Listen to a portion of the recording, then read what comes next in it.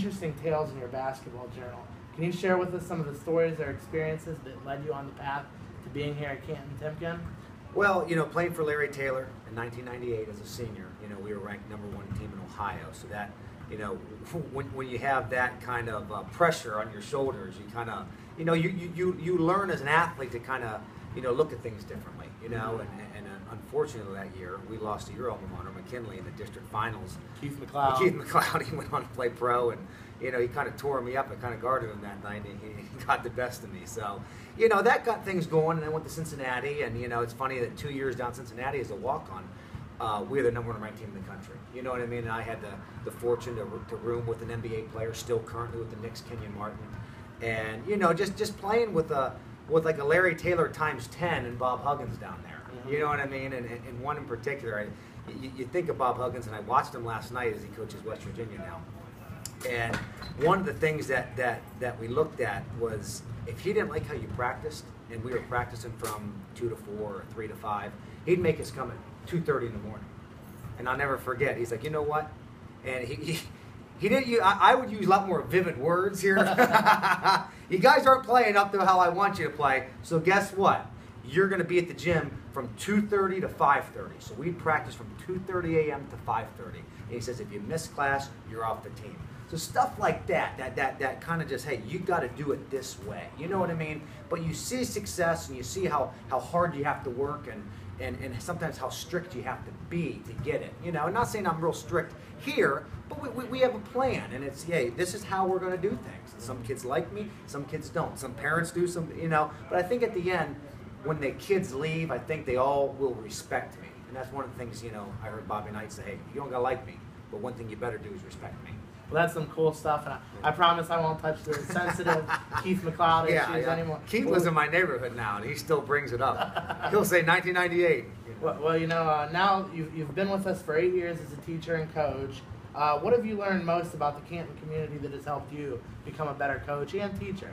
Tell you what, when I first got hired here, there weren't really any kind of expectations for the girls basketball program.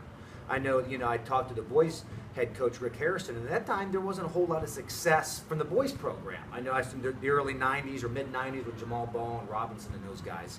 But Rick said, hey, listen, we're building something here with the boys program, and we're just missing a few key pieces. And the same with the girls. The girls hadn't had a lot of success, but if you can get a few key pieces and you can get them on a regimen and get them, fundamentally sound and get them involved in the summer and get them to love the game of basketball, you can start winning some games. And that's the one thing we wanted to do. Like I told you the other day, the first year we hardly even went over plays, because that first group was 80% freshmen. We went over fundamentals. And I said, what, the kids that come in here, because the middle school system is you can't have really a feeder system. So you really got to work with the kids that you get at a young level. And sometimes you got to take a few steps back before you take a few steps forward. Let's get into this season a little bit.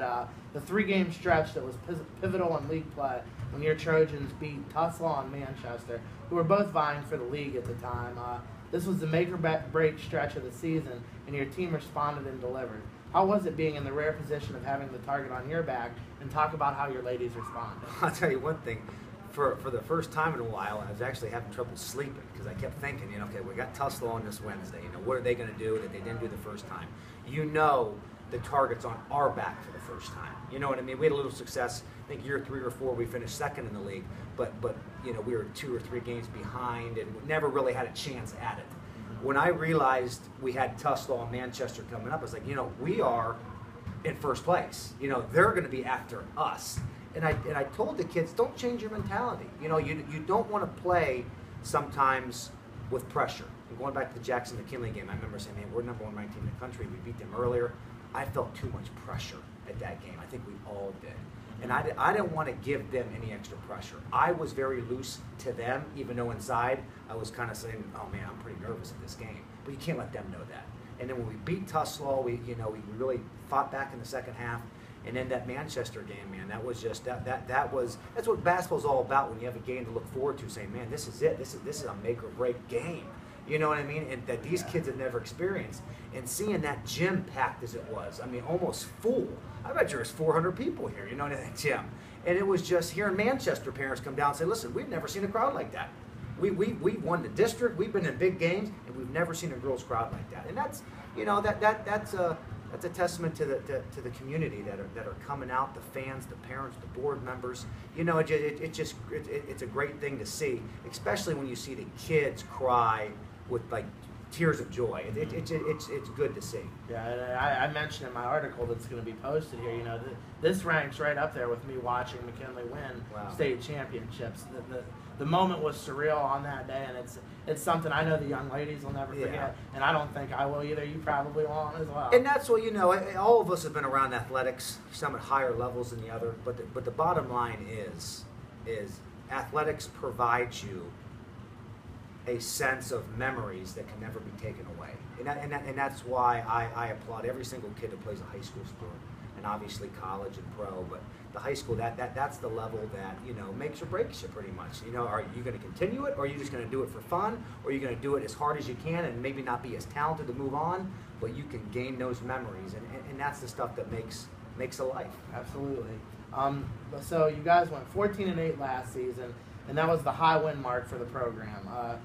You know, we're going to win the first conference title in league history. You know, we have the split right now, but we're going for the owl, right? Optimistic. But how does it feel to put this entire body of work together and see the results of where we are today? Well, it's special because I had told some of the assistants early on when Canton South came in here and whooped us in a scrimmage. And then Perry came in for the first half and whooped us in a scrimmage. And I was like, man, I'll tell you what, we may not win a few games this year. And I was like, we got to do something differently. I got to do something differently. So my approach the first few weeks was more kind of laid back. I got some seniors, but it's almost like I reversed that and became very demanding, you know, very strict, little, you know, not as joking around lighthearted with the kids, because I said, listen, girls, you know, basketball's a sport, but you want to do it to the best of your ability. You know what I mean? Oh, yeah. It's like the old Florida State quarterback, Jameis Winston said, if you're going to do it, you better do it big then. And that's why, you know what I mean? That's why I tell kids, if you're going to do it, you might as well do it well or do it big. And that's, I kind of changed my personality a little bit and was really hard on them. You know, and the parents would say, hey, you know, I heard you're really getting on them. But I was like, listen, we got a goal in mind here. You know what I mean? Just bear with me these few weeks. I'm going to be really hard on them, because if I'm not, this whole thing could fall apart. And that's the thing about coaching, especially girls. You could lose control early and not get it back. And I said, you know, I'm going to change some things here. And all the coaches got together and said, listen, we're going to change our personalities a little bit, because they have to see us, you know, as more of a demanding figure and serious right now, because this is serious, you know. So it's very happy at how they responded, because I wouldn't be sitting here if I maybe hadn't changed some things. You have the leader in assists, scoring, and rebounding. They're all different young ladies in the program history playing for you right now. This has to be quite a feeling for you.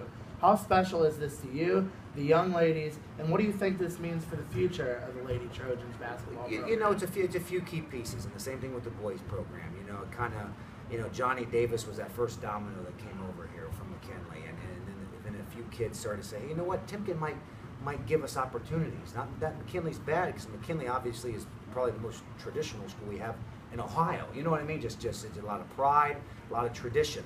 But people are now seeing Timken, hey, they're starting to win some games. You know, they got some coaches over there that care about the kids and have some good experiences themselves. And I think, you know, getting like Alana Singleton and Keandra Hunter and Mariah Mercer to come over here was kind of just open the door, not only for other kids to come, but for the community to say, hey, you know, Timken's starting to win a little bit, and that normally hasn't happened. Well, Coach, I want to thank you for your time. Hey, I appreciate you guys doing it. Congratulations on what you've achieved. Thank you very much. I look forward to seeing how things shake out the rest of the way. Yeah, so do I. Thanks for your support. Cool.